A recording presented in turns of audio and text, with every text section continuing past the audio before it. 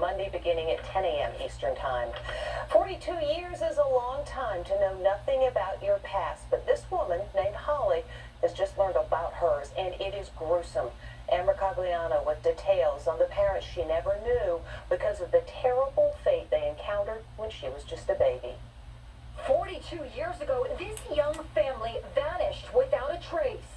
Tina and Dean Klaus and their infant daughter Holly had just moved from Florida to Texas. The year was 1980, and that was the last time their families ever heard from them.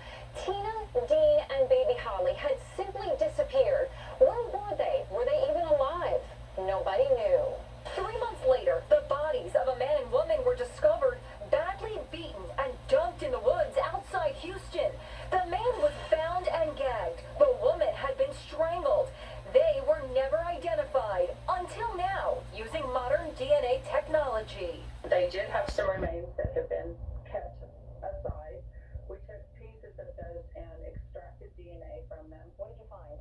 What we found was the people that they were related to.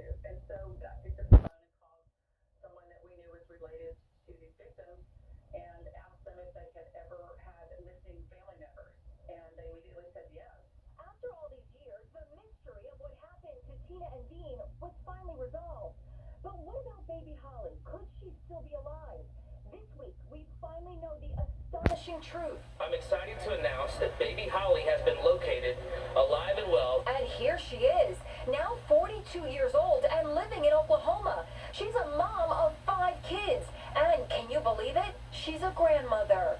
What happened to baby Holly is still being pieced together. It seems that the people who killed her parents spared her life and brought her to Arizona, where they abandoned her on the steps of a church. A loving family who belonged to the church took Holly in and raised her as their own, not knowing her parents had been slain. So, who killed Tina and Dean? And who left baby Holly at the church? Baby Holly was actually left at a church in Arizona by a religious group. She was left at the church by a cult? It was a group of females that left the child at the church. The Texas Attorney General's office is releasing more details about those women in hopes of tracking them down. They were wearing white robes and they were barefoot.